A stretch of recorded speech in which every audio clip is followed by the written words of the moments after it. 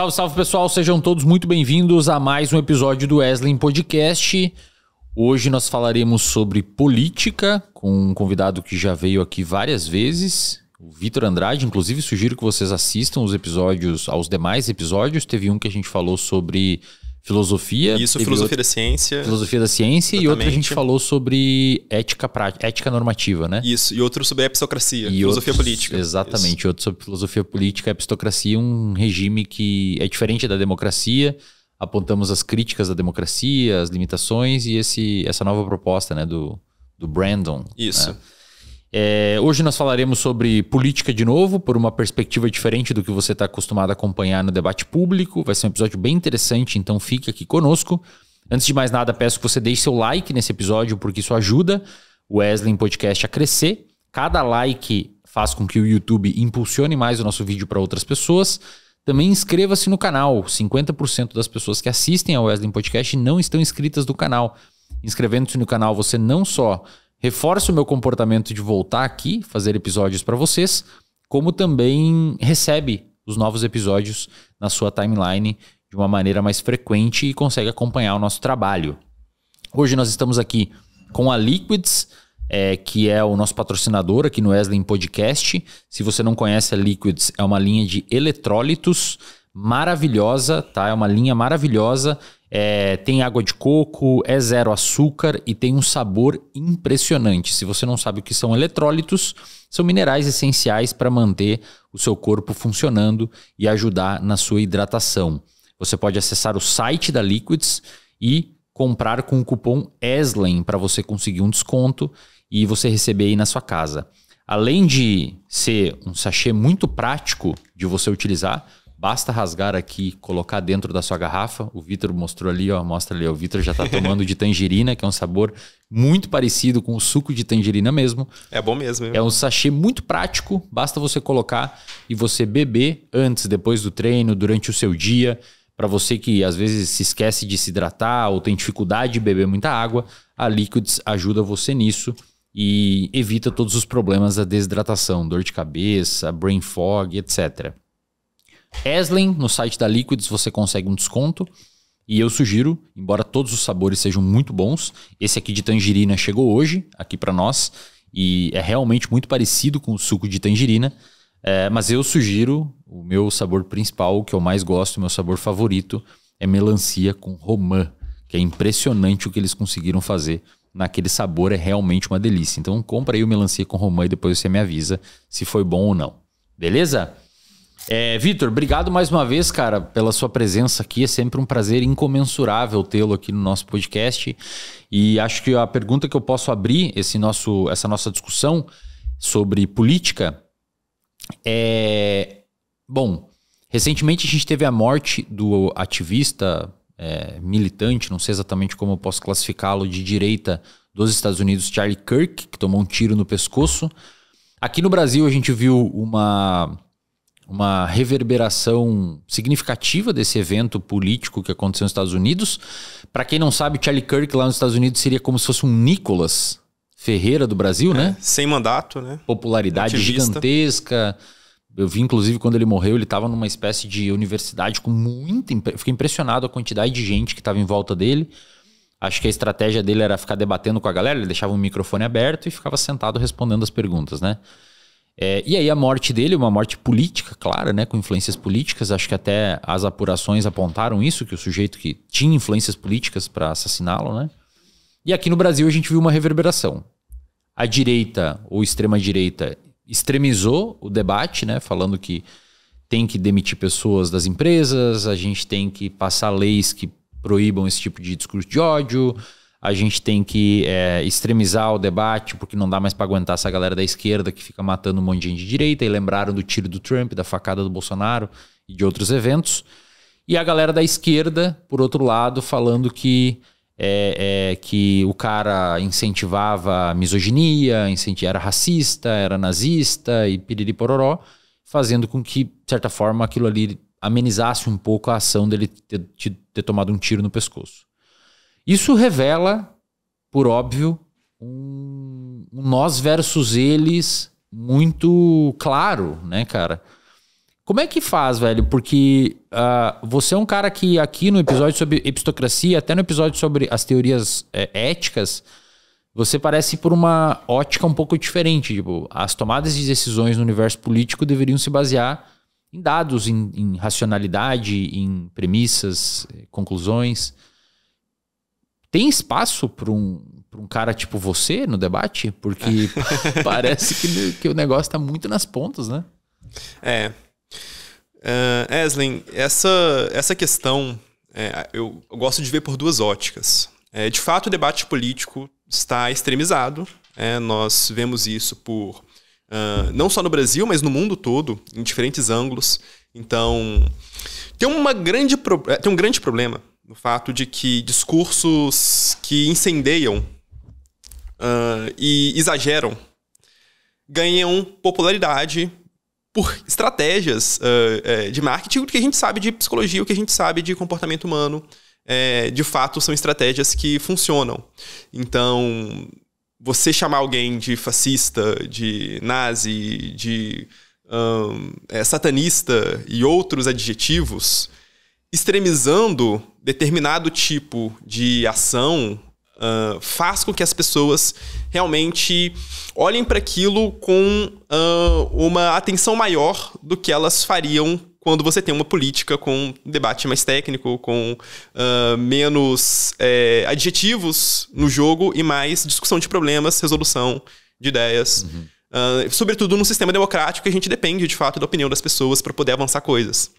E aí, diante disso, eu acho que um grande exemplo que a gente pode ter foi quando o Alckmin tentou avançar uma política em São Paulo e que nos jornais aparecia... aliás, né, jornais não tradicionais, mas jornais da militância, o Alckmin com uma vestimenta nazi ali. E a gente sabe, assim, o Alckmin não é alguém desse tipo, tanto que hoje era base do governo atual, que criticava muitas dessas políticas que o Alckmin levantava lá. Então você pode ter, de fato, divergências, você pode discordar profundamente, mas ele não é aquilo. Você lembra o que ele tentou fazer? Se não me engano, assim? Foram várias medidas, na verdade, do Alckmin que foram levantadas como sendo terríveis, como a gente teve o grande caso da merenda, você teve o caso da privatização do metrô, mas eu não lembro exatamente o que levou essa daí especificamente dessa matéria.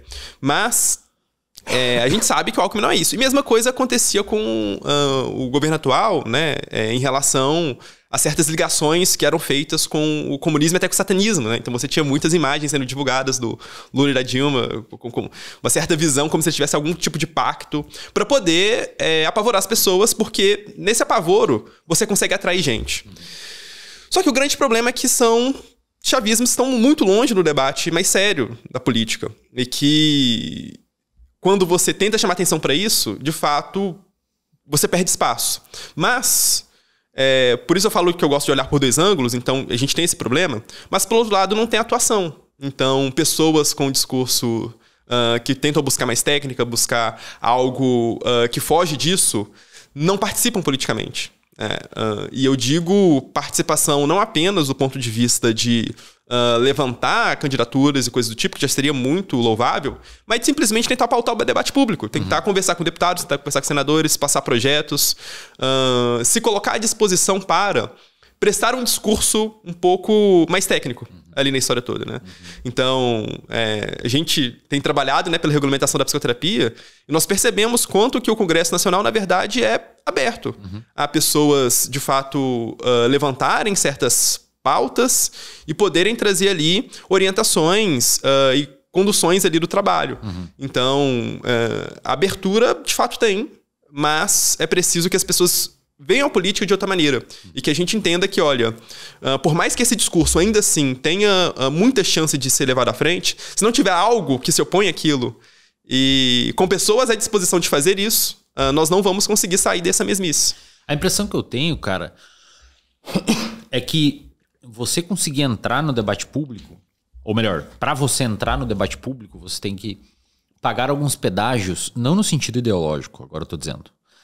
Mas pagar alguns pedágios para você mesmo, no sentido de conseguir tolerar algumas coisas muito desagradáveis. Hate, xingamento, pessoas te chamando de nazi, fascista, comunista, dependendo do espectro que você está defendendo ou das ideias que você tende a defender. E aí você tem que sustentar, você tem que viver sob esse tipo de ataque. E esse tipo de pedágio que eu estou dizendo, né? Não pagar pedágio para militância e tal, sinalizar virtude, etc. E a impressão que dá é que as pessoas que querem tocar a vida e fazer a parada de forma eficiente, resolver a sua vida financeira, educar seus filhos, viver a sua vida intelectual, aprender um instrumento. A impressão que dá é que as pessoas que estariam nesse segundo momento aqui que você falou, que tem que contrapor essa extremização, as pessoas elas não têm paciência para fazer isso, sabe? A pessoa fala, puta, cara, eu tenho que ir lá, as pessoas me xingando. E às vezes ela não tem paciência, às vezes ela não consegue com ela mesma lidar com a rejeição, né? Pô, a galera me xingando. Eu vejo que eu trago muito professor da universidade aqui no meu podcast e eles ficam olhando todos os comentários do YouTube, cara. E aí isso não tem como. Vai ter alguém te xingando nos comentários do YouTube. Alguém não concordou com você, aí chama o cara de sei lá, esse cara é vendido para a indústria farmacêutica, aí os caras me chamam no WhatsApp, no WhatsApp falando, pô, desculpa por ter gerado um desagrado no teu público. Eu falei, como assim gerou um desagrado no meu público? Um cara comentou lá que não gostou do podcast. Eu falei, cara, se você se preocupar com isso, você não vai conseguir fazer nada na internet. Então a impressão que dá é que a galera que tá nesse lado, muitos inclusive que devem estar assistindo aqui, que são pessoas razoáveis, que às vezes não se identificam com um grupo ou com o outro nesses extremos, eles querem tocar a vida deles, cara. Fazer a parada deles, tipo, eu quero resolver minha empresa, eu quero um casamento saudável, quero me preocupar com meus filhos, quero ter um carro melhor, quero ler mais livros, quero fazer esporte. E eu não tenho paciência para esse universo de podridão que é a política, que, inclusive, por ser assim, faz o inverso, repele as pessoas mais razoáveis e atrai os malucos. Exatamente. Como é que é, cara? Você acha que... É complicado, né? Talvez a pessoa tenha que ter uma inclinação já de gostar de política para conseguir sustentar isso, né? Aí que a gente acaba caindo novamente daquilo que a gente conversou no episódio de Epsocracia. Porque essas pessoas que querem tocar a vida delas, elas não estão erradas.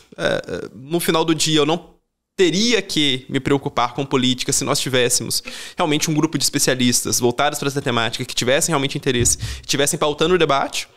Mas no contexto em que a gente vive nesse regime democrático, depende da participação popular. E essa participação popular vai ser inflamada pelo discurso mais extremista. E não tem muita saída que se não seja haverem pessoas que pelo menos representam uma coisa diferente. E aí, Eslen, é um grande problema esse representar uma coisa diferente, porque do ponto de vista de divulgação, obviamente, qualquer linha ideológica e qualquer candidato que apareça vai se pautar num discurso que seja pelo bem comum, que não se coloque, inclusive, nessas posições que nós estamos chamando aqui de extremistas. Mas acredito que quando haver uma grande liderança para uma bandeira que não seja simplesmente voltadas a ideais, mas que a gente mostre, do ponto de vista mais técnico, que aquilo realmente leva para caminhos que são mais embasados em dados e não propriamente tentar inflamar discurso, pode ser que essas pessoas, mesmo que elas não se engajem politicamente como uma grande militância interessada em política se engaje, mas olhe para aquilo e fale, olha, esse cara me parece mais razoável, eu apoiaria ele. Então uma parcela realmente não tem muito o que fazer ali. Mas aí fica um grande convite, que é um convite mais ético da coisa. Porque é o que a gente consegue chamar atenção. Dado que nós vivemos, novamente, num regime de democracia e nós estamos numa falta gigantesca de pessoas razoáveis pautando debates, entenda isso como um movimento social. É uma tentativa de tornar o debate público melhor e que eu vou, de fato, me estressar, eu vou ter certas perdas, só que pelo bem comum. E esse espírito, eu acho que pode virar um pouquinho a chave para algumas pessoas, porque nós entendemos muitas vezes as instituições de uma maneira um pouco distante, e não como algo que a gente, de fato, poderia fazer uma coisa diferente lá. Então, se nós mudarmos a perspectiva e olhar, olha, talvez eu tenha um dever ético de poder fazer isso, e mesmo que tenham outras forças que eu vou competir, né? Então não é simplesmente a minha vontade que vai prevalecer, mas ela poderia tornar aquilo uma coisa melhor. talvez nós tenhamos mais pessoas razoáveis se pautando em função desse dever. Um grande exemplo disso foi nos conselhos de psicologia esse ano, né? Então a gente tinha uma mesmice, sempre relacionado à política em psicologia, que era toda essa coisa nefasta, vários e vários problemas, instituições que as pessoas nem reconhecem, né? Nem gostariam, na verdade, de estar colaborando, mas cutucando ali alguns indivíduos que se mostravam pessoas realmente competentes e falando, olha, vamos tentar levantar um projeto, vamos tentar levantar um discurso diferente. Nós vimos, assim, que mudou totalmente a perspectiva de muitas pessoas em relação à participação sobre os conselhos. Porque ali você tinha um grupo que, olha, agora essas pessoas representam pessoas realmente boas, pessoas que mostraram competências em várias coisas, que perderam coisas pessoais, porque eram pessoas notórias nas suas áreas, que vão dedicar agora um tempo pela vida pública, mas que vão melhorar a área como um todo. Né? Então, esse dever ético que permeia o que as pessoas razoáveis poderiam ter, acho que muda o debate público nesse sentido. E eu acho que mesmo a galera que não quer institucionalmente militar ou assumir algum cargo de vida pública, mas que é razoável e gosta de um discurso mais razoável, baseado em dados, racionalidade, teorias. Às vezes o cara não tem dados para tomar uma decisão, mas pelo menos olha o que as teorias apontam, né, e tal. Essas pessoas hoje, elas têm muito poucas saídas para achar um representante que tenha uma linha de raciocínio parecida com a dela.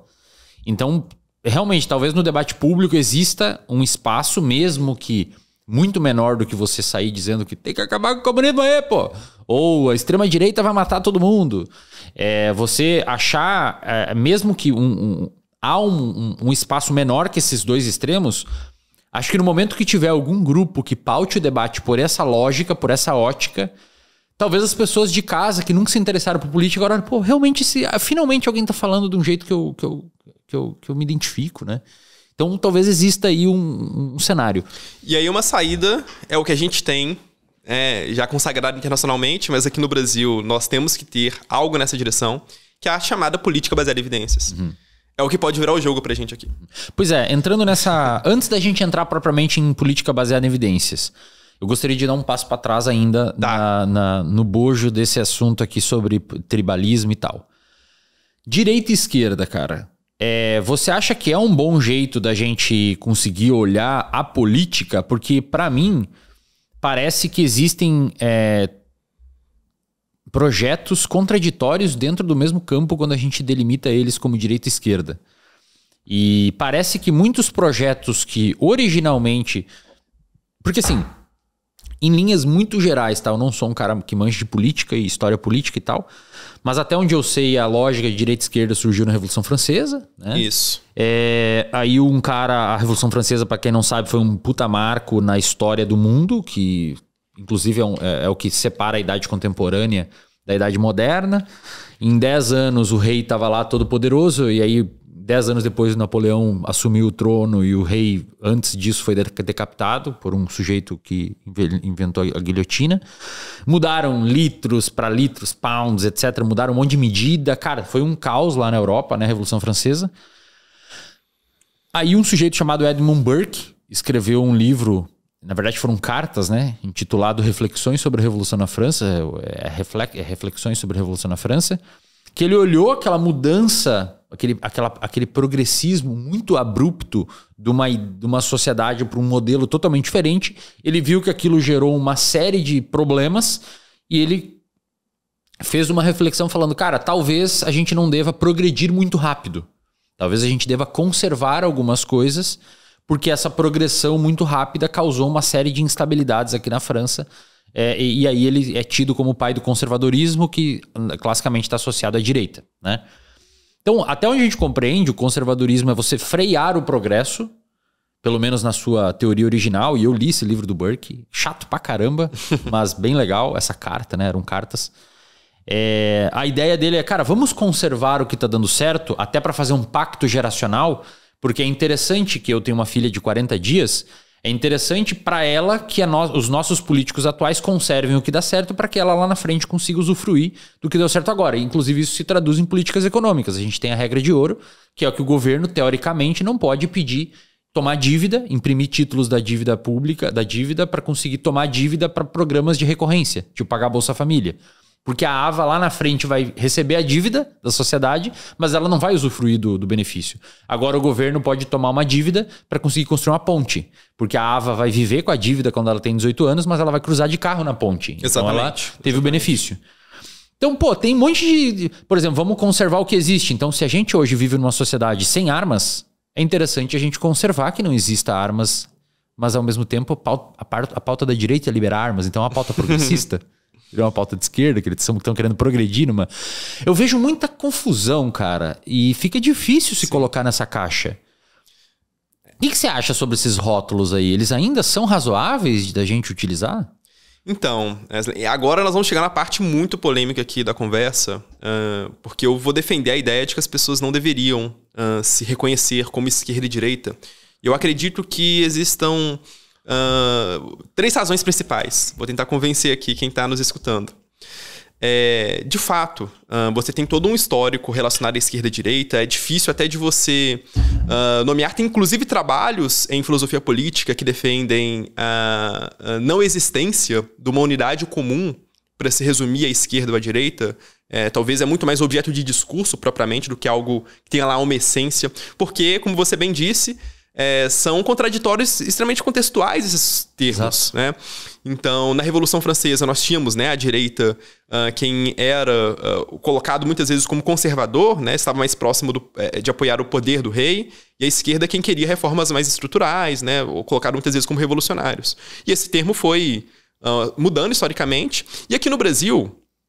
o que a gente chama de esquerda e direita, e aqui eu vou me fazer valer de um discurso comum, não uma tentativa novamente de produzir uma essência disso, é que a gente teria como direita pessoas que estão mais próximas de uma defesa da liberdade do mercado, uma confiança maior no mercado para resolver problemas sociais, e a esquerda uma visão que está mais próxima de uma intervenção do Estado para lidar com injustiças, lidar com igualdade. Então, muitas vezes, você tem 2 palavras que se associam à esquerda e à direita liberdade e a esquerda igualdade, que se elevam no debate público, mas assim, só essa apresentação aqui já é problemática, porque a gente colocaria o comunismo na extrema esquerda e o comunismo não tem Estado, então como é que seria a intervenção do Estado se pautava pela esquerda?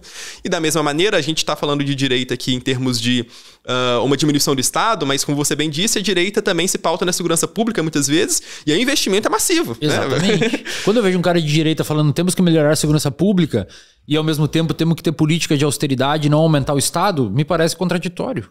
Pois é.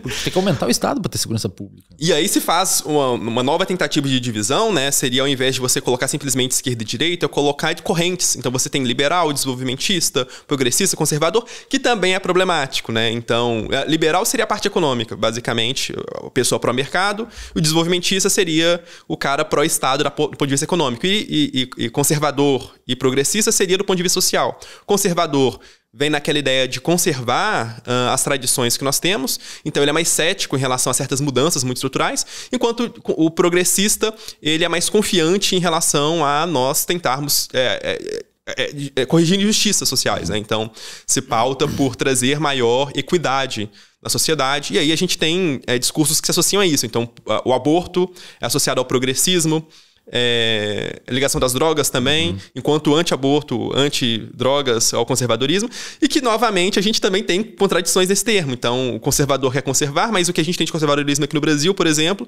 se pauta em intervenção militar.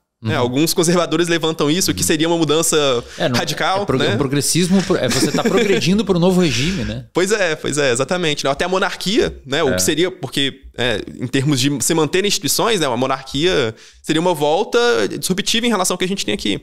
Então, esses termos eles são muito complicados de você captar uma essência, de fato, né? E, além de tudo, eles são muito puristas no discurso. Isso é um ponto muito importante. Então, muitas vezes, uma pessoa se faz de valer a ideia de que você não é de esquerda e tem uma visão de esquerda com uma maneira muito limitada. Então, do tipo, só é de esquerda quem é contra a existência do mercado. E aí, o PT, por exemplo, é neoliberal. Ou eu poderia ter o outro lado na direita. Quando os anarcocapitalistas estavam muito pautando o debate, né? Então, chegaram a defender que voucher para a educação, que era uma medida em que o Estado paga para as escolas privadas um valor para que estudantes possam estudar lá, colocaram isso como comunismo, como socialismo, porque achavam que se o Estado financia a educação, já é esquerda. Caramba. Pois é. Então, esses termos eles são usados de maneira puristas muitas vezes. O que dificulta ainda mais. Mas acho que o grande problema... Isso já seria um grande problema por si só para poder falar de esquerda e direita, mas nem é isso. Eu acredito que, primeiro, isso incendeia tribalismo. E aqui a gente tem que ter uma conversa muito séria sobre isso. Tribalismo é o ato de você enviesar em relação ao reconhecimento que você possui do seu grupo em detrimento de outros, não em função das qualidades daquele grupo oposto, mas simplesmente porque ele é um grupo oposto. E você pode fazer o contrário em relação ao seu. Você elevar o seu grupo, não em função de qualidades essenciais daquele grupo, mas porque é seu grupo. Isso é um tribalismo. Você tem um viés em relação a isso. E quando você começa a rotular esquerda e direita, no debate contemporâneo, esse é um puta... É o que fode a política, Wesley. Pra mim, é uma das coisas que mais fodem a política. Por quê? Porque a partir do momento em que eu tenho essa divisão, e a gente tem muita pesquisa empírica sobre isso, a gente pode conversar sobre isso, as pessoas começam a ver a política de maneira muito distoante e a se pautar muito mais a uma defesa do que meu grupo defende do que propriamente eu ter boas razões para pensar que aqueles projetos são bons ou ruins. E eu vou dar aqui um exemplo de uma pesquisa, né? Então a gente tem um grande cientista político chamado Cohen, que ele foi fazer uma pesquisa, grande parte dos Estados Unidos, né, infelizmente. É o orientador do Green, né? Isso. Infelizmente, nós não temos muitas coisas aqui no Brasil, mas ele fez algo muito curioso. Ele pegou 2 grupos de pessoas que se colocavam, né, em relação ao que se defendiam como próximos ao que a gente chama de liberal, outro conservador. Aqui a gente pode colocar o conservador como republicano nos Estados Unidos, né? E o liberal não é o liberal aqui do Brasil, é o liberal talvez mais progressista, talvez mais associado à esquerda, como democrata. Então você tinha um grupo de democratas e republicanos. Quando você apresentava políticas, por exemplo, uma política de maior benefício social e outra de menor benefício social, mas que economiza dinheiro, o democrata vai se pautar, obviamente, para aquela que eleva os benefícios sociais e o republicano para aquela que diminui os benefícios, mas mantém uma economia. Então, um pró-mercado, outro pró-estado. Até aí tudo bem. Agora, quando você pega um outro grupo de democratas e republicanos e agora apresenta essas mesmas medidas políticas, só que com um sinal invertido, dizendo que aquilo é democrata e aquilo é republicano, ou seja, eu pego uma política que iria aumentar o benefício social, mas eu chamo de republicano, o que seria, na verdade, pró-estado, então estaria pró-mercado, que estaria contradizendo, e eu pego outra que diminui o benefício social, mas eu chamo de democrata, e apresenta para essas pessoas, agora do segundo grupo, eles, curiosamente, trocam em relação àquilo que eles, de fato, apoiam. Então, o democrata, que estaria apoiando pautas que seriam mais pró-estado, ele passa a apoiar pautas pró-mercado, porque está chamando de democrata. Caramba, e o republicano faz a mesma coisa do outro lado. Ou seja, ele não olha o mérito, não olha o que está acontecendo. Ele não olha o mérito. Em linhas gerais, basicamente, a preocupação é se aquilo está adequadamente associado com um grupo que eu me identifico. Mais até do que aquelas causas. E aqui eu posso falar do ponto de vista pessoal, Wesley. Eu fazia isso, cara. Eu fazia isso. Eu fiz isso em relação à reforma do ensino médio. A reforma do ensino médio, que era uma bandeira em 2016 pautada no governo Temer. Antes era uma pauta do governo Dilma, que era bastante elogiada internamente no governo. No caso, você militou pró... Eu militei pró a reforma, e quando teve uma troca de governo, por questões contextuais, né? Agora você tem um outro tipo de governo que vai espautar uma reforma da educação, aquilo virou um pandemônio. Assim, o mesmo grupo político que estava apoiando... O mesmo grupo, exatamente. Virou contra a mesma proposta, não existiu mudança na proposta. Mudou o modo de pautar, né? Virou uma medida provisória, mas a essência da proposta se manteve. E aquilo se tornou a pior coisa da educação, né? O cara é um bonecão, né? O cara é um boneco que coagula em torno de um cara que fala o que o cara tem que fazer. E as pessoas não fazem isso por maldade. É um viés cognitivo. E por ser um viés cognitivo, essencialmente, ele é inconsciente. As pessoas juram que elas estão realmente defendendo ideais, mas... infelizmente, dada a nossa biologia, dado como nós somos configurados... eu sou totalmente enviesado para tentar defender um grupo que eu me identifico. E a partir daí eu vendo certas bandeiras, mesmo que aquilo já não tenha relação exatamente com ideais que são próximos das minhas... E assim, cara, eu acho que tem uma... Além do ser humano ter uma predisposição cognitiva para ter esse tribalismo moral, como o próprio Joshua Green, no livro dele, Tribos Morais, ele diz que quando é eu versus nós, quando você está dentro do seu grupo político e alguém ali e você tem um conflito com alguma ideia de dentro do seu grupo político, a tendência de você não ter tanto atrito e resolver aquele problema é muito maior sem ter tanto atrito, porque evolutivamente nós fomos selecionados em alguns mecanismos neurobiológicos para conseguir lidar bem com problemas de eu versus nós. A gente consegue sobreviver bem dentro do nosso próprio grupo em termos de deliberação moral, porque senão você gastaria muita energia para conseguir resolver problemas do seu grupo. Então, você abre mais concessões, você lida melhor. Quando é nós versus eles, e não eu versus os meus, é nós versus eles. Aí é muito mais difícil e a gente toma essas decisões muito mais emocionais, fazendo com que realmente exista esse maior tribalismo, né? Enquanto que as decisões dentro do próprio grupo, do ponto de vista moral, são decisões mais automáticas. E quando é nós versus eles, demandaria um raciocínio mais sofisticado, que é muito mais caro, difícil, metabolicamente falando mesmo.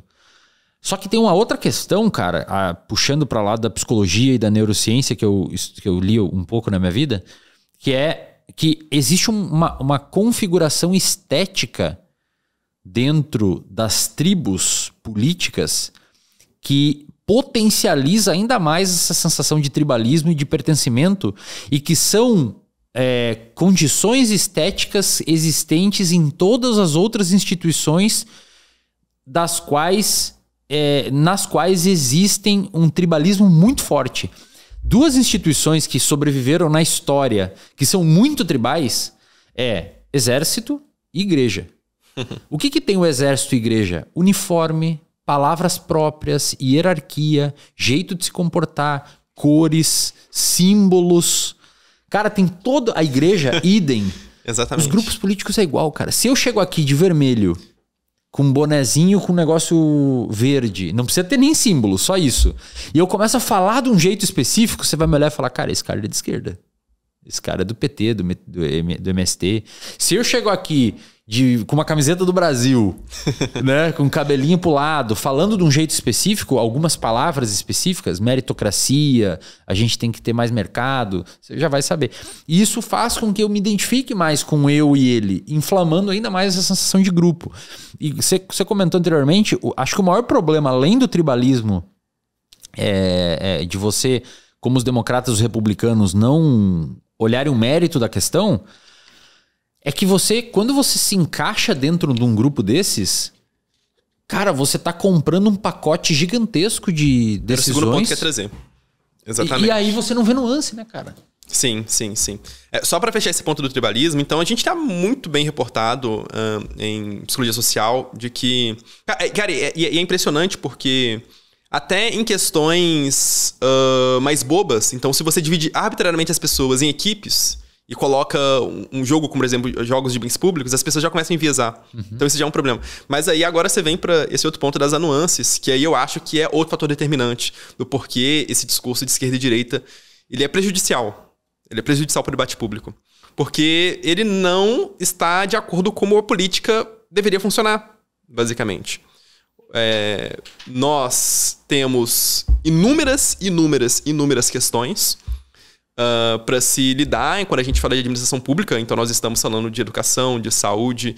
Eu tô falando de grandes áreas, mas assim, são problemas específicos que a gente pode estrechar em muitas questões, né? Então, quando a gente fala de educação, só em educação a gente tem como a gente vai lidar com o ensino fundamental, o ensino médio, investimento em pesquisa, como que nós vamos fazer em relação às escolas, parceria público-privada, nós mantemos ou não o ensino integral, tem muitas e muitas nuances ali, e isso vai para todas as áreas, saúde, educação, segurança,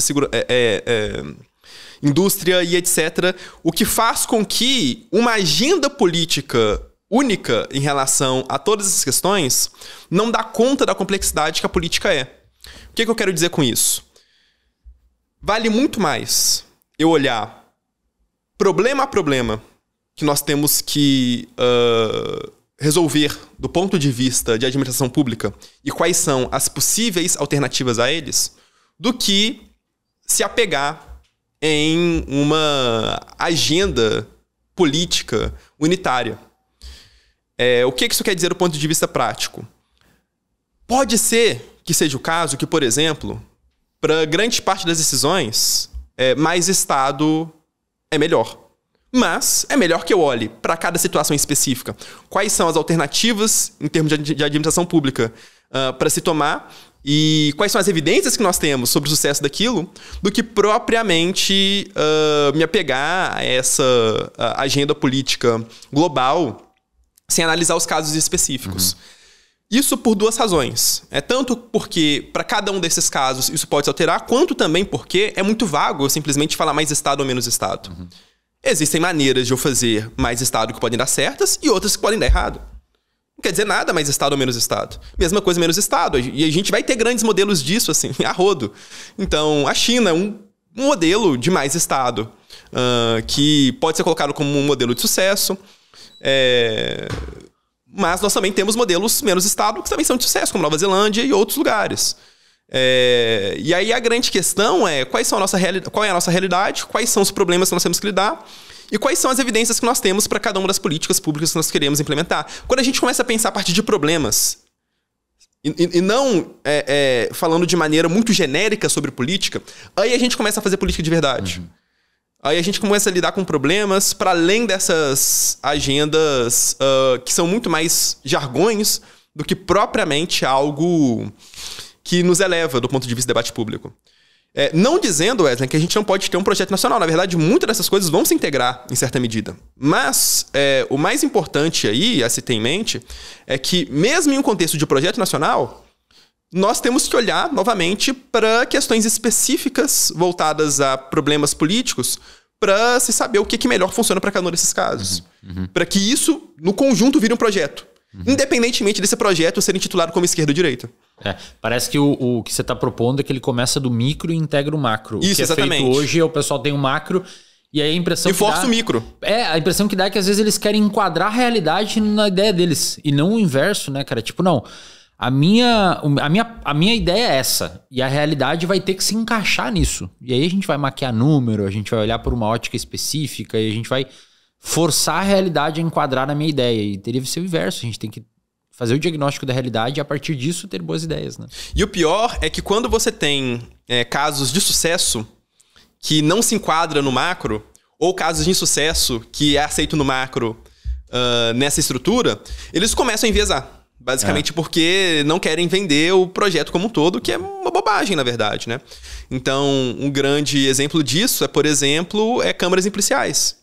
Eu acho que, na verdade, é um excelente exemplo. Então, a gente tem boas evidências de que câmaras em policiais funcionam em outros países. Nós importamos isso aqui para o Brasil a partir desses dados positivos na Inglaterra. E, inicialmente, foi aqui em Santa Catarina. Só que num modelo de implementação que foi muito interessante, né? Em que você primeiro tinha foi feito um grupo piloto em que se testou como funcionaria esse sistema de câmeras. Depois desse grupo piloto, né, foi se criando uma cultura administrativa dentro das corporações para que fosse de fato efetivado. E aí o que a gente tem de dados, eu até trouxe aqui, isso aqui são dados oficiais da Polícia Militar de Santa Catarina, é que nós tivemos uma redução, de 20% de vítimas que eram subnotificadas, né? Então, foram casos que passaram a ser resolvidos, né? No caso, o policial atirava em alguém e deixava em off aquilo. Isso, exatamente. Né? Com a câmera, 20% começaram a ser notificados, né? A gente teve uma redução de 5% dos despachos, né, que eram relacionados com sem informação, que era um grande problema aí também que se tinha. Isso aí, 5%, é uma quantidade grande de ocorrência, mas o Brasil é um país muito violento. E um número muito expressivo, a gente teve 69,2% de aumento nos casos reportados de violência doméstica. Legal. Que era algo, a princípio, né, sem as câmeras também, que era deixado mais de lado. E um grande benefício que se fala, principalmente, que é 44% na queda da interação negativa com os policiais. Então, aquela coisa do policial enquadrado de uma maneira irresponsável, né, isso decaiu. Funcionou muito bem aqui. Num projeto geral de conservadorismo, talvez, por pensar que câmeras em policiais é algo que enfraquece a atuação da polícia, vão relativizar esses dados. Deixa o policial com mais medo e tal, né? Vai... Sim. No caso, vão inclinar para uma análise que isso não é bom. Exatamente. E aí a esquerda poderia se apegar a isso daqui e falar, isso aqui tá enquadrando do que a gente fez. E aí começam a se adaptar os projetos em cima disso. E aí quando a gente vê, inclusive, esse caso aqui dos policiais, qual que é o exemplo que geralmente se coloca como um exemplo de que isso não funciona? É o Rio de Janeiro, porque isso foi implementado também no Rio de Janeiro. O STF, em 2021, determinou, né, justamente pelo sucesso do programa, falou, vamos fazer isso em Rio. Só que foi uma merda. A exata mesma política pública. A mesma política pública com algumas mudanças do ponto de vista de implementação. Então você não teve o estudo piloto, você não teve, de fato, questões foram muito caras, né? Então uma cultura dentro do sistema policial. Antes, na verdade, do STF fazer isso, um grupo de Stanford já tinha ido para o Rio de Janeiro tentar implementar um estudo sobre isso e só 10% dos policiais aderiram a essa medida. Já tinha evidências que talvez não funcionasse, então. Pois é. E no Rio não funcionou. E aí você fala, tá vendo? Ó, a coisa não funciona porque no Rio não funcionou. E outro caso não funciona porque funcionou no Florianópolis. Mas na verdade a grande questão não é essa, assim. É que, olha... ver o que funcionou por que funcionou em Florianópolis? Porque funcionou, exatamente. Só me permita, você comentou que aqui em Florianópolis eles tiveram um cluster específico que eles testaram num grupo controle, aí eles viram o que estava errado e colocaram e foram expandindo. Foram expandindo, exatamente. Não chegaram num dia, todos os policiais vestem essa câmera aí e mantêm ela ligada. Demorou 3 anos de implementação. Pois é, cara, foi um negócio gradual, etc. Aqui, pelo que eu vi também nessa implementação das câmeras policiais, naquele livro do INSPER, né? Eles comentam que existiu até um programa de bonificação para o policial que usava corretamente. Então teve uma gamificação do uso da câmera. Ou seja, eles pegaram a ideia, a tese, e até implementar na realidade esse... Daqui para a realidade, cara, foi uma complexidade de ferramentas para chegar no policial e ele tá com poucas objeções para usar, ele tá motivado para usar, ele querer ele entender a tese das câmeras e tal, que no caso do Rio não foi feito. Exatamente. Aí realmente o desfecho foi totalmente diferente, né?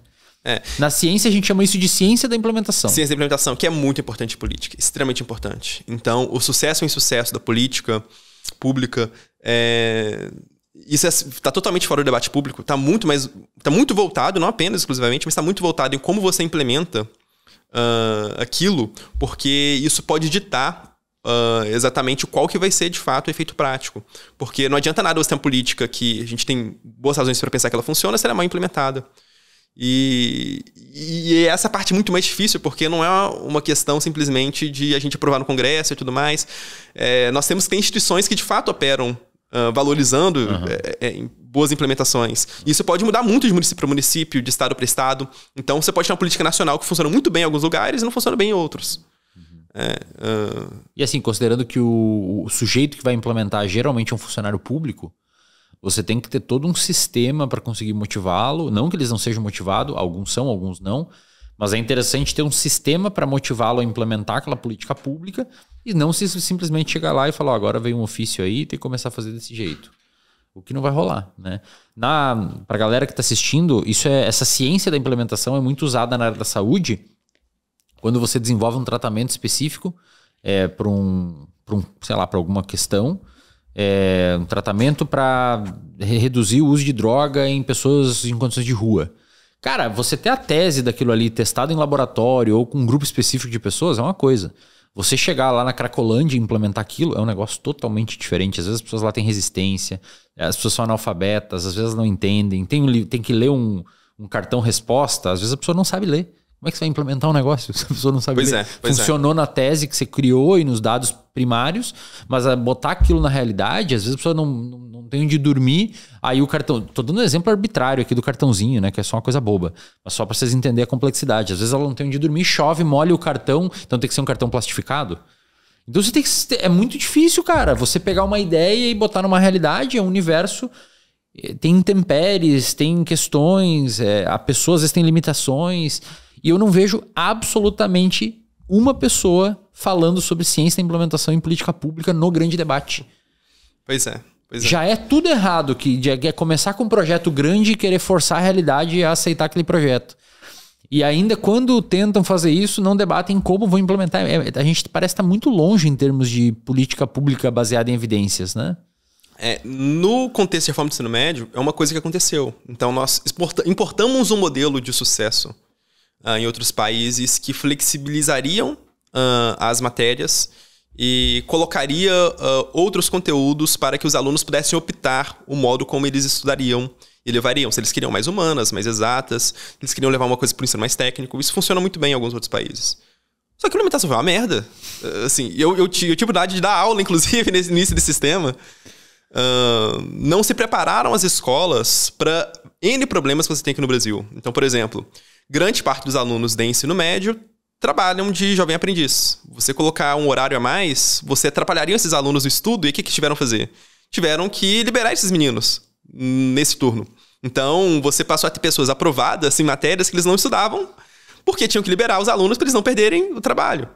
E aí você tinha algum problema, isso em algumas escolas, em que essa matéria no último período, às vezes não era de fato a extra, e era outro problema que eles colocaram, não podia reprovar nessa matéria. Puta merda, velho. Exatamente, porque senão vários alunos seriam reprovados por ano e isso daria um caos muito grande. E às vezes essa última matéria do dia era uma matéria que era reprovável em algumas escolas porque não batia compatibilidade de horários, né? Então em Minas Gerais tem um grande problema relacionado a isso. E isso ferrou muito com relação à grade dos alunos que vinham do ensino médio. E foi muito mal pensado para a estrutura que a gente tinha aqui de Brasil em vários ângulos. Isso só uma nuance em relação a isso. Então, novamente, não adianta nada a gente pegar um modelo que é muito bom se ele é implementado de uma maneira muito ruim. Você pegar um modelo que funcionou na Inglaterra, onde tem trem pra caramba e o cara chega rápido nos lugares, e botar isso em São Paulo, que são poucas linhas de trem numa cidade gigantesca e que o aluno vai demorar para chegar na escola ou chegar em casa depois. Só isso já ferra demais, né, cara? É realmente uma negligência muito grande. E ainda tem uma terceira questão, que é o erro valorativo. O erro de alvo, nesse caso. Por quê? Muito desse chavão que se colocou de mais Estado, menos Estado, liberdade, igualdade, está pautado em princípios filosóficos infundados. E isso a gente tem que se ater, Eslen, em relação a isso. Por quê? Porque uma política que visa liberdade, e assim, novamente, até esse termo de visar liberdade, a gente tem um negócio N desfechos aí que são problemáticos. Ou mais igualdade. Elas estão, obviamente, promovendo algo que aqueles defensores acreditam que de fato é benéfico, só que, fundamentalmente, uma política vai ser efetivamente benéfica em relação aos benefícios que ela traz para a população. E é isso, a gente tem que se ater muito bem em relação a isso. Por quê? Porque, no final do dia, liberdade, igualdade e outros tipos de virtudes que nós valorizamos estão condicionados a algo muito mais fundamental, que é o bem-estar dos indivíduos. Então, para que uma política, por exemplo, de liberdade de expressão seja implementada, não se deve basear na liberdade pela liberdade, porque isso não se justifica, ficaria circular. Aquilo, quando é apertado, inclusive para os defensores dessas ideias, o que motiva a visão de uma liberdade é que aquilo trará uma sociedade melhor, porque as pessoas terão maior bem-estar por N motivos. Numa perspectiva nessa direção, você permitiria com que ideias, por exemplo, pudessem circular, fazendo com que ideias erradas pudessem ser refutadas, etc, etc. Enquanto a pessoa que é contra a liberdade de expressão acredita que a gente deveria regulamentar ideias, pensa que nós também chegaremos a uma alternativa de maior bem-estar, só que apresentando outras razões do ponto de vista empírico, né? Fala, olha, na verdade, você tem discursos que podem inflamar e trazer prejuízos para certas populações e tudo mais. No final do dia, ambos estão querendo a mesma coisa. Estão querendo uma sociedade melhor, estão querendo maior bem-estar para a população. E quando a gente separa nesses chavões, faz parecer como se as coisas fossem compatíveis quando elas não são. Na verdade, são pessoas com propostas diferentes tentando chegar no mesmo caminho. E é muito difícil reconhecer isso, Wesley, no debate público hoje, porque, novamente, essa questão fundamental que o Joshua, né, vai colocar ali como sendo uma metamoralidade, que é a busca pelo bem-estar, ela acaba se esvaindo em função dessas outras bandeiras que também aparecem, que são muito importantes. Então, justiça é muito importante, equidade é muito importante, mas tudo isso está pautado numa coisa mais fundamental.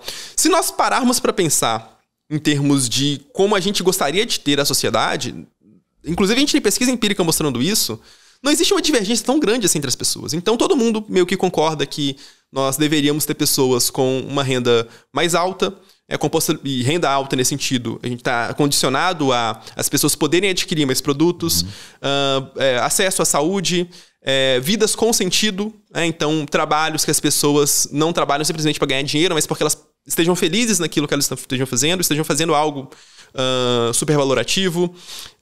Nós queremos pessoas que possam se sentir seguras por onde elas andam, que elas possam confiar uns nos outros, poder sair à noite. Basicamente, meio que o que a gente tem no final do dia são coisas muito mais incomuns do que divergentes. Apesar de ainda assim você ter certos extremos que vão se pautar por outros caminhos, né? Se a gente começa a partir dessa ideia de que, olha, o objetivo é mais ou menos o mesmo e há uma divergência no modo como a gente chega para aquilo, nós estamos caminhando para um debate público muito mais saudável do que quando nós não temos essa perspectiva. Eu acredito que a visão esquerda e direita ela atrapalha isso. Mas você acha que o pessoal hoje, dado o tribalismo e como isso ofusca as nuances e como as pessoas se identificam com grupos e às vezes vestem, literalmente, às vezes, a camisa do grupo e conseguem dizer que são a favor ou contra a mesma coisa dependendo de quem está pautando, você acha que isso cria uma cortina e impede os grupos de ver o fundamento último, que é o bem-estar do mundo? Hoje, o meu adversário político é o meu inimigo. Essa é a visão política comum. E assim, mesmo numas visões mais centristas, digamos assim, não que o centro seja o caminho correto, depois eu vou argumentar sobre isso, mas mesmo as visões mais moderadas, ainda há uma certa dificuldade de ver o outro lado como querendo ir pro mesmo caminho que eu. Na verdade, com os discursos inflamados, sobretudo nesse contexto de Lula e Bolsonaro, as pessoas, elas acabam com amizades, elas param de seguir umas às outras. Tem-se uma visão muito comum de que o cara que não tá mais apoiando as coisas que eu estou apoiando, ele é um cúmplice do mal que a gente tem aí. As pessoas já não se veem mais como pessoas que estão cooperando por um país melhor, mas como gente que de um lado quer o bem, do outro lado quer o mal. E isso acabou com a política, cara. Acabou com a política. Porque eu não tenho nem o que conversar, na verdade. E sabe qual que é o mais... Pode dizer. Não, vai lá. Porque o mais curioso desse dado, Eslen, e uma coisa que poucas pessoas comentaram até. Em 2022, quando tinha-se uma dúvida ainda sobre se o Lula seria candidato ou não seria, algumas pesquisas o Lula aparecia, outras não. Isso é uma coisa muito curiosa. Nas pesquisas em que o Lula aparecia, ele, de fato, liderava lá contra o Bolsonaro. Quando você tirava o Lula das pesquisas, o Bolsonaro crescia. E ele crescia por uma razão muito especial. Quando não tinha o Lula lá, as pessoas votavam no Bolsonaro. Então, uma parte boa do eleitorado do Lula vai pro Bolsonaro. E a gente vê agora esse inverso. Quando não tem o Bolsonaro, alguns votos vão pro Lula. Então você tem uma gama de eleitores ali, pelo menos uma parcela, que tá meio que pra votar. Olha, se não tem o Lula, vota no Bolsonaro. Se não tem o Bolsonaro, vota no Lula.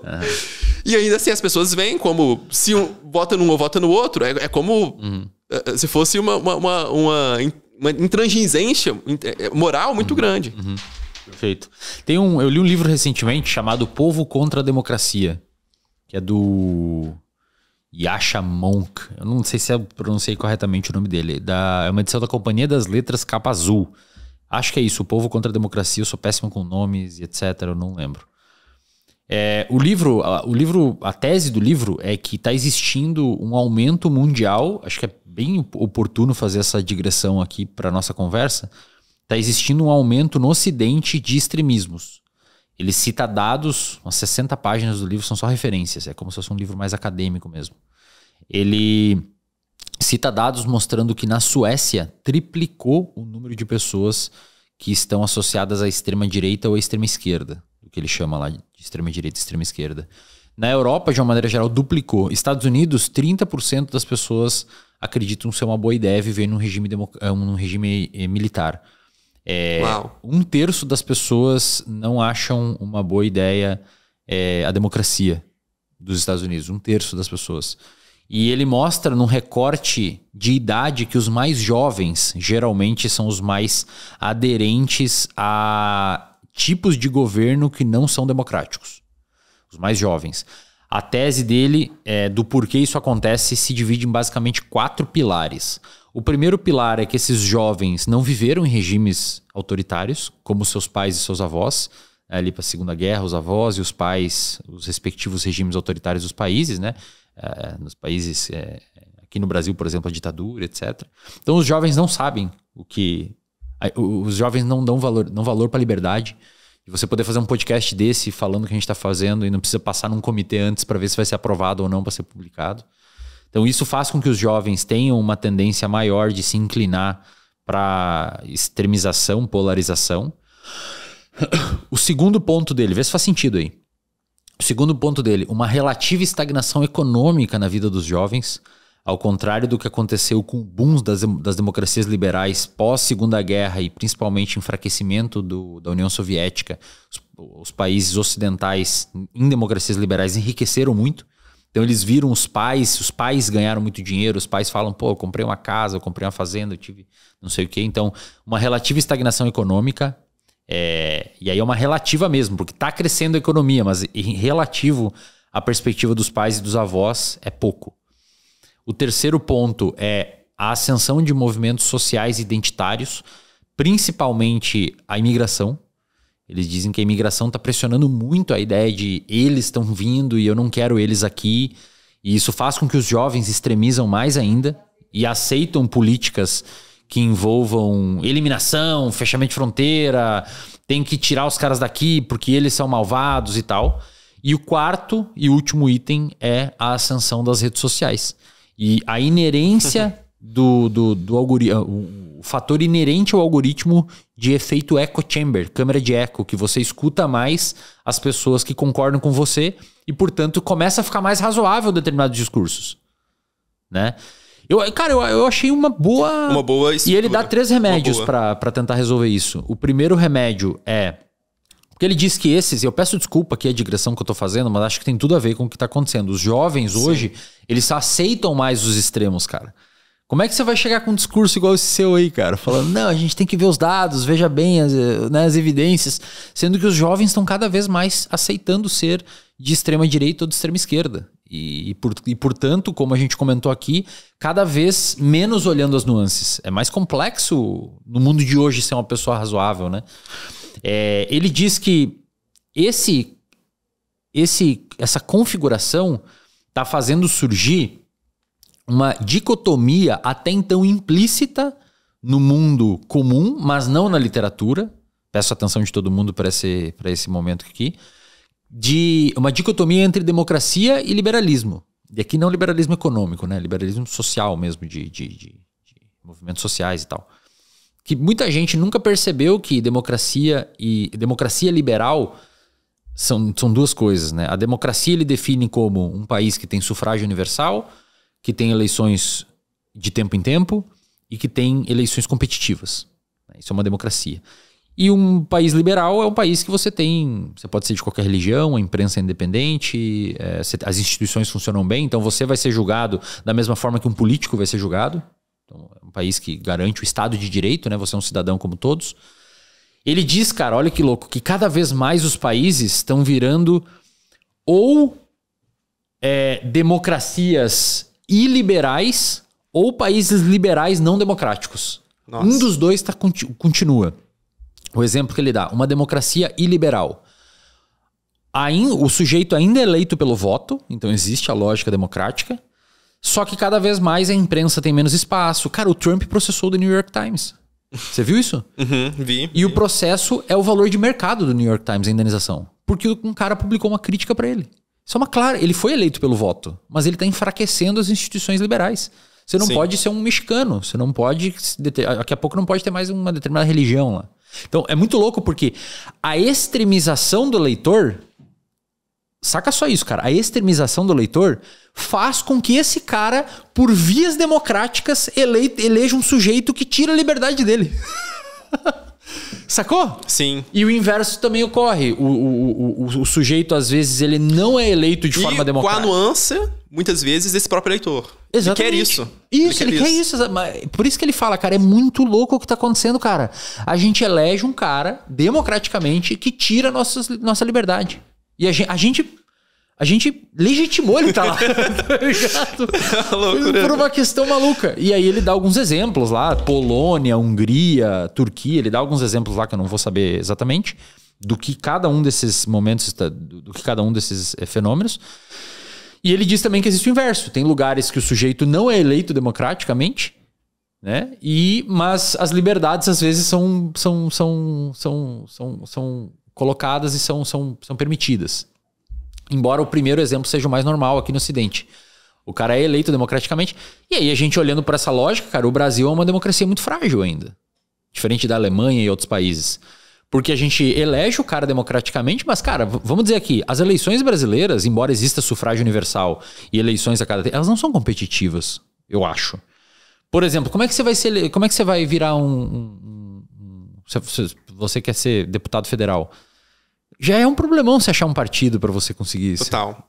Já é a burocracia do Estado de Direito, segundo ele, essa tecnocracia faz com que o sujeito, embora viva num país democrático, quem comanda essa democracia, e ele cita dados empíricos para mostrar isso, são as elites e a grupos específicos, como a Sociedade Protetora dos Animais, que, por incrível que pareça, tem mais influência na política do que o cidadão médio. Sim, sim.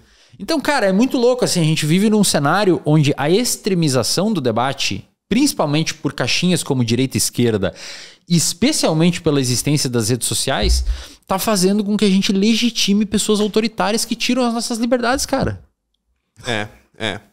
Por isso que esse debate que você tá trazendo aqui é tão importante. Desculpa a digressão aí, mas só pra galera entender como a gente tá nesse rolê, né, cara? E só acrescentando uma informação em relação a isso, porque a gente sempre gosta de falar dos extremos.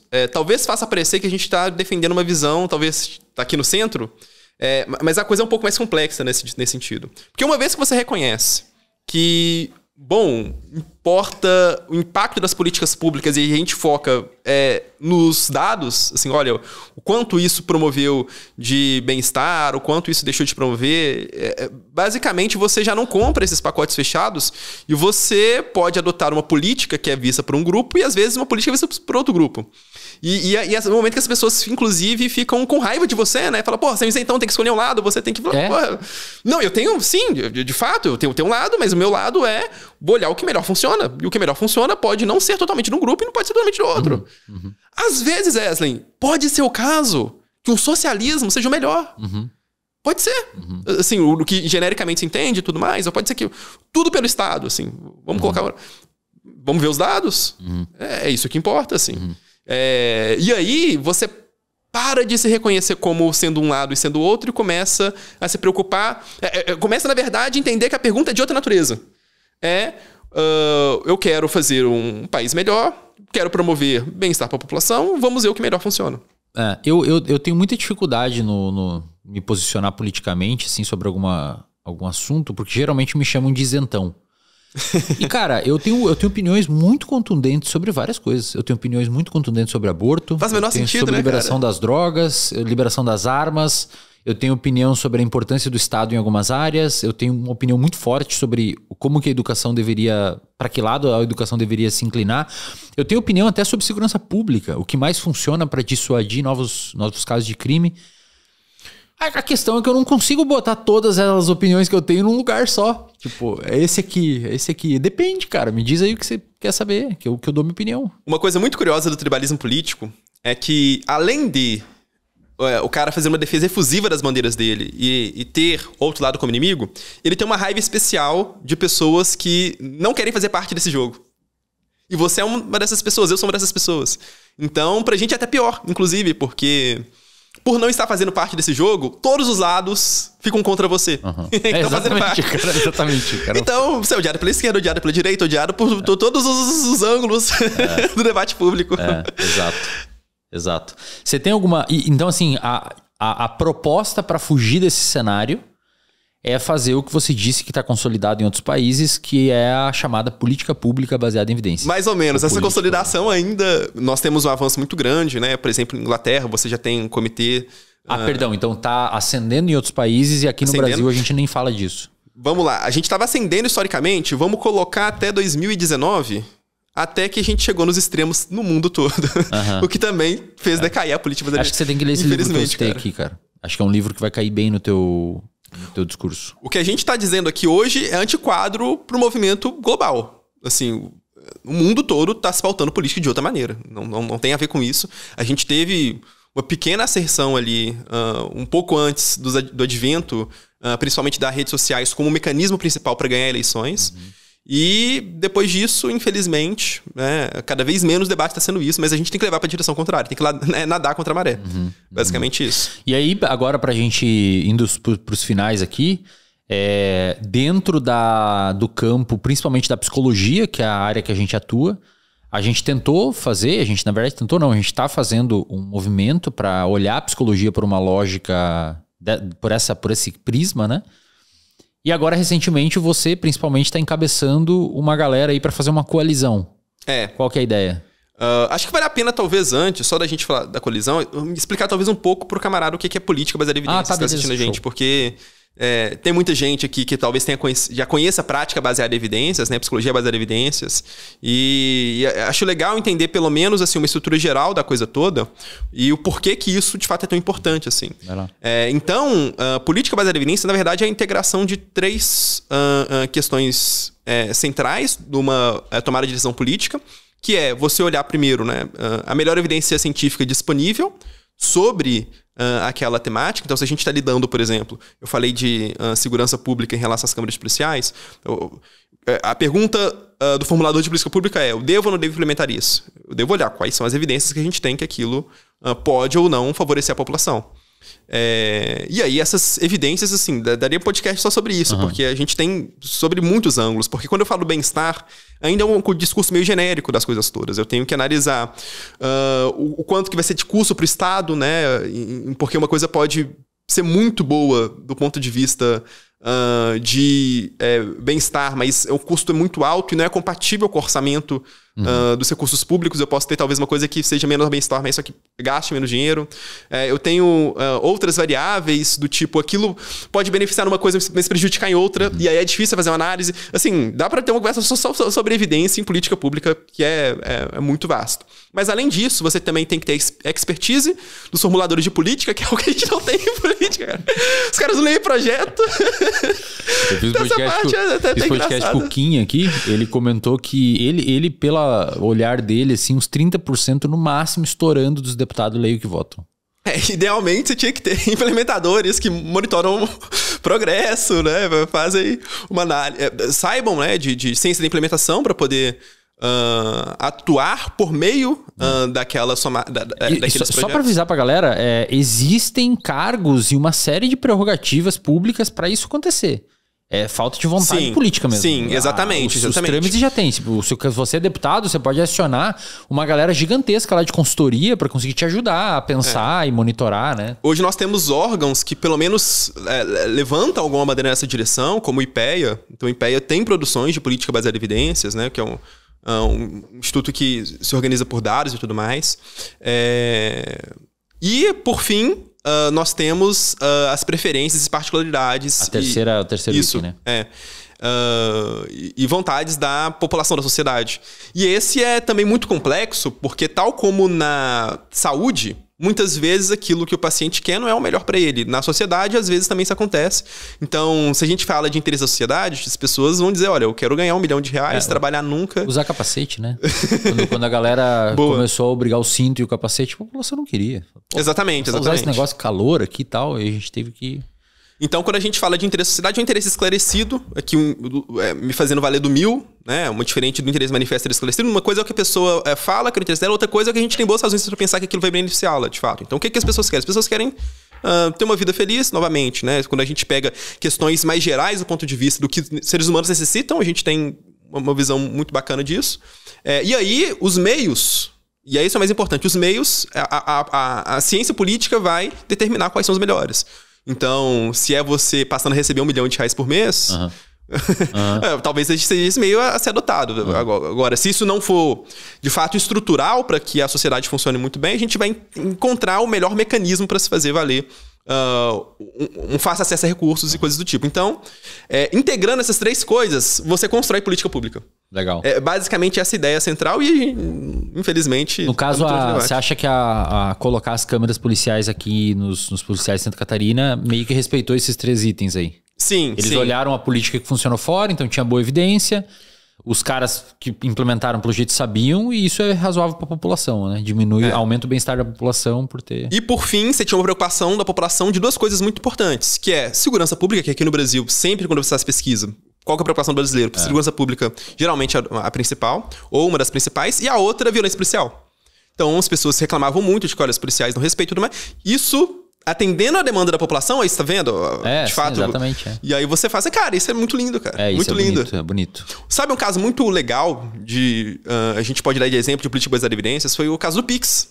O caso do Pix. Cara, o caso do Pix, ele é muito interessante por diversos ângulos. Porque, primeiro, foi identificado um problema que não era tão notado assim, mas que a gente poderia melhorar o nosso sistema...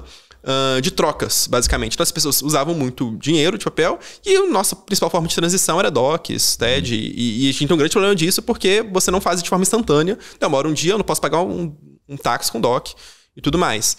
E o Banco Central, vendo isso, né, e percebendo que existia um espaço ali para poder melhorar o que a gente já tem, né, trouxe uma alternativa. Falou, olha, por que a gente não faz uma forma de pagamento aqui instantânea para fazer a coisa, para permitir com que as trocas melhorassem financeiras aqui no Brasil.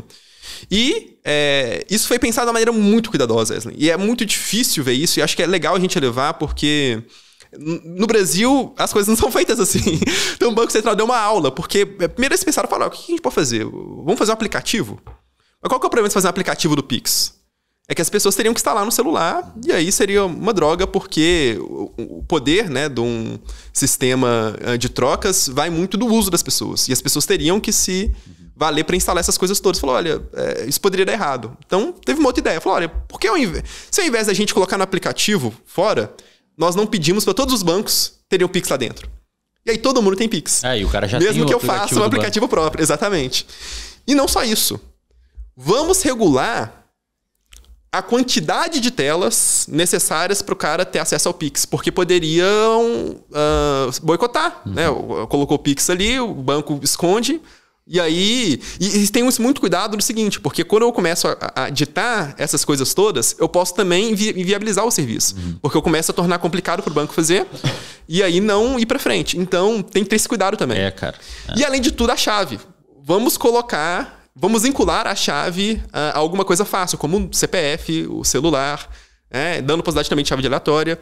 E deu muito certo, cara. Deu muito certo. Extremamente muito certo. Uma política muito bem pensada, dando até mesmo espaço para competições entre bancos, né, por chaves. Então, um banco beneficia o cliente porque colocou o celular, que é muito mais fácil, vai ser mais fácil usar aquele Pix. Então, e quem ganha somos nós, cara. E quem ganha somos nós, exatamente. E assim, é uma ciência tão bem implementada. Isso é esquerda ou direita? Pois é, exato. Aí todo mundo quer. Aí o Bolsonaro, o Pix é meu. O Pix é... E agora não quer. Exatamente. Quando você tem a política bem feita. E o legal de uma implementação, assim como um tratamento baseado nesse tripé que você comentou, um tratamento em saúde, uma implementação de política pública baseada nesse tripé, ela é muito... na devida metáfora, assim, acho que ela é muito lisa, né, cara? O cara nem vê aquilo acontecendo. Quando você vê, você tem um mecanismo chamado Pix e você usa pra caramba e você nunca pensou na genialidade de quem criou isso, porque isso chegou de uma forma tão fácil pra você. É uma tecnologia tão agradável de usar que a curva de aprendizado é muito rápida. A gente sabe, baseado em dados, que você faz você traqueia esses dados no Insights, por exemplo, do INPBE, o site do RD. Você sabe que se você botar 2 abas para frente uma informação, 20% das pessoas que acessaram a primeira aba chegam lá. Então tem que ser na primeira aba. E o Pix na primeira aba, e eles se preocuparam com isso, porque senão ninguém ia usar. Em termos epidemiológicos, um clique a mais reduz muito a aquisição. Então, foi tão bem pensada, parece... em termos de tecnologia, com coisa da Apple. A Apple faz coisas, cara, que você usa e você nem percebe que tá usando, porque eles fazem de uma forma tão instintiva, é tão fácil utilizar. Eles botam o botão aonde naturalmente o teu dedo já é fácil de ir, porque a tua articulação já é mais simples de fazer. Quando uma política é implementada de uma forma adequada, você nem percebe, a sua vida ela só melhora. E você não sacou. Tipo, melhorou alguma coisa aqui. Aí depois, quando você vem aqui e explica a genialidade por trás, quanto tempo demorou para desenvolver esse sistema aí, você sabe? Foram bastantes anos. Foi bastantes anos. Começou, foram anos, isso. É muito lindo, se não me engano, cara. Começou em 2016. Agora, você imagina se partissem... Olha, eles partiram de um problema real e a partir daquele problema, eles criaram a solução. Eles não fizeram o inverso, como normalmente é feito. Não, a gente tem que fazer o inverso. A gente acha que é assim que tem que ser o mundo. Agora vamos fazer um aplicativo para fazer. Não vai funcionar, né, cara? Não vai.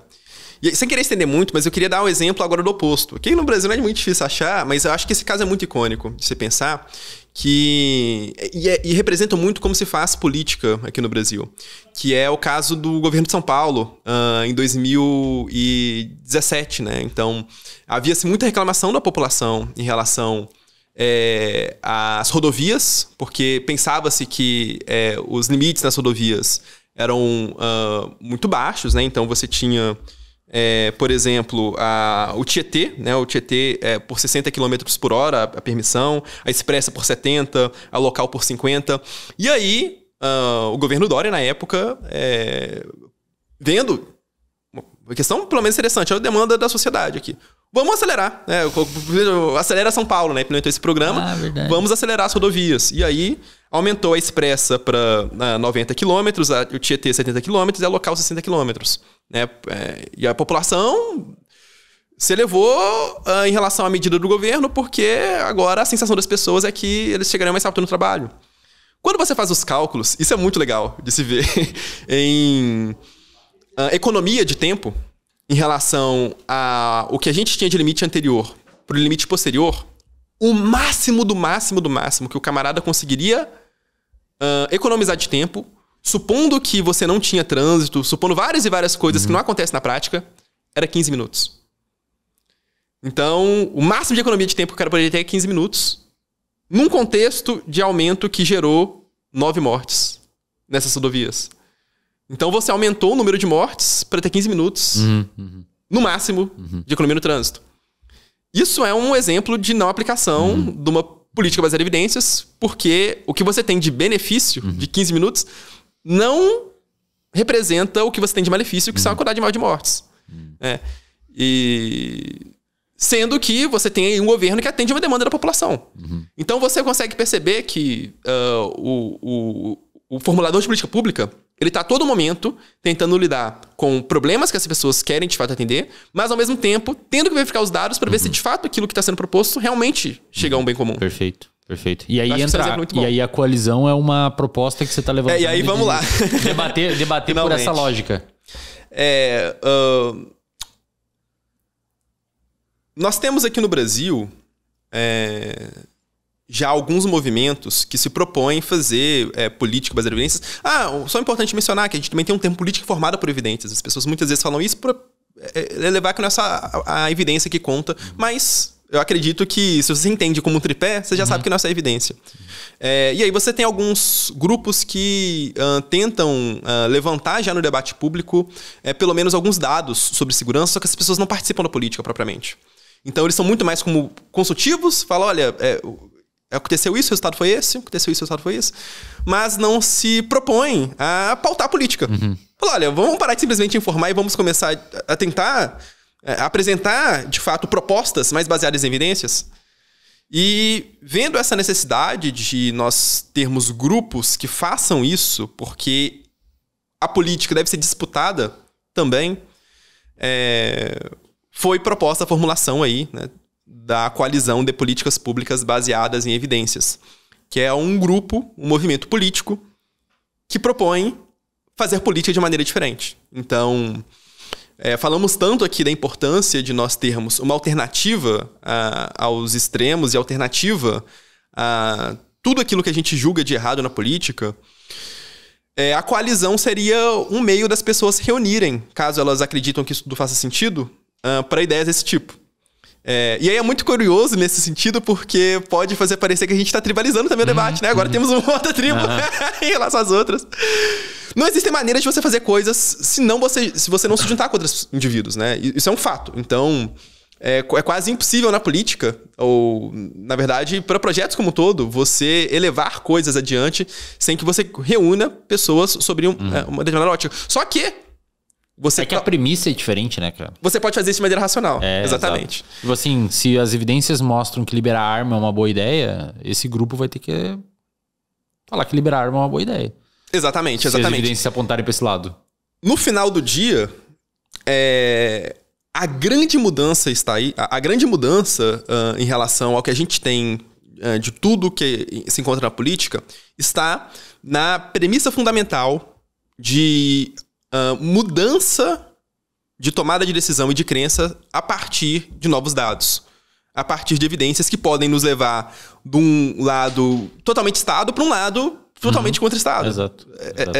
No final do dia, o que importa são as evidências e a aplicação dessas políticas no contexto brasileiro, somado com a expertise dos formuladores.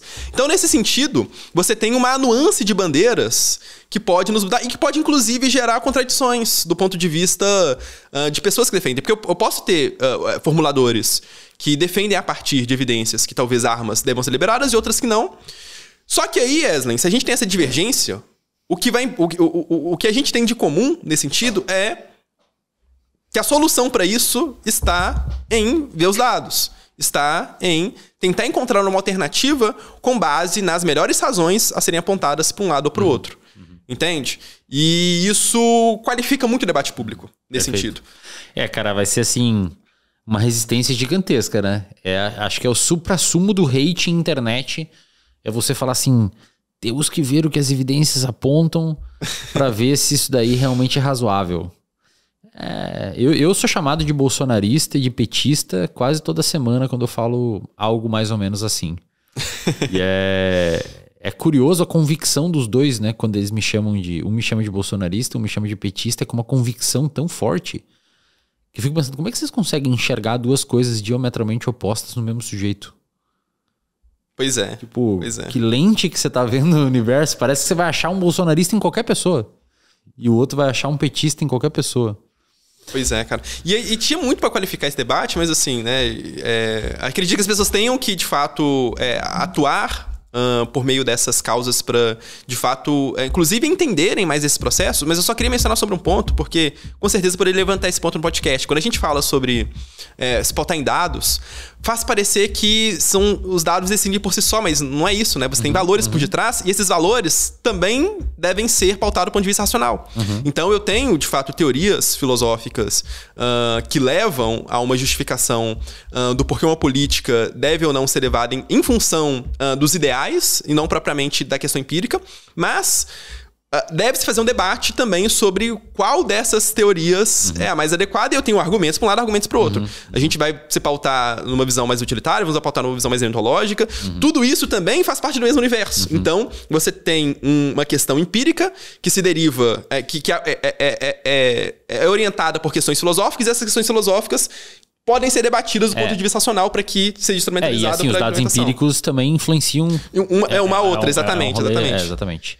Então, muito bom, cara. Quem tiver interesse, a ideia é que vocês possam participar do ponto de vista de apoio, do ponto de vista de conhecer as novas ideias, mas também de colaborar, de tentar construir política pública, independente da área que você faça parte. E aí, o legal é isso, que a gente trabalha muito com bandeiras da saúde, porque tanto eu quanto você estamos, né, vinculados a essa modalidade, mas política é muito para além da saúde, e qualquer pessoa que queira colaborar em transformar a sua área, e principalmente acadêmicos, tá? E eu queria chamar muita atenção para isso, porque nós temos pessoas muito boas em universidades, graduandos, pesquisadores, que poderiam estar colaborando para uma política maior, melhor que a gente tem, e não fazem, porque não percebem ali um espaço para se pautar a política de maneira diferente. E não se faz pesquisa no Brasil, muitas vezes, por conta disso. Dificilmente um cara vai fazer uma pesquisa de mestrado, doutorado, ou um projeto pensando em, olha, eu vou fazer isso aqui para construir uma política pública para mudar alguma coisa. O cara nem vê espaço para isso, né? A coalizão é esse ambiente. Quero que o cara entenda como esse ambiente, independentemente... Pois é, e aí em breve terão espaços no YouTube, no Instagram, para eventualmente a pessoa, o acadêmico ou o pesquisador que está interessado participar. E entrar em contato, exatamente.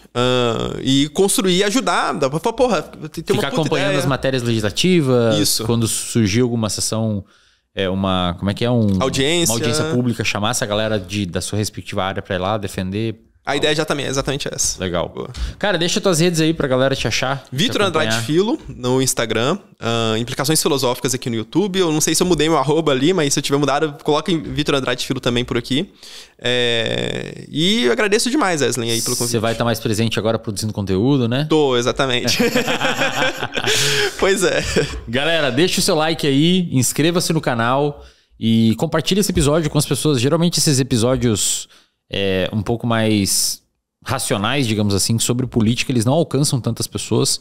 Se eu tivesse chamado alguém aqui para defender o comunismo ou para defender a ditadura militar, teria muito mais audiência, porque furaria a bolha. E o pessoal falou, pô, esse cara aí realmente, ele sabe o que tá falando e pensa como eu e ele é do meu time. Aí quando a gente chama alguém para falar sobre uma lógica mais racional, o alcance é um pouco menor porque tem pouco público para isso.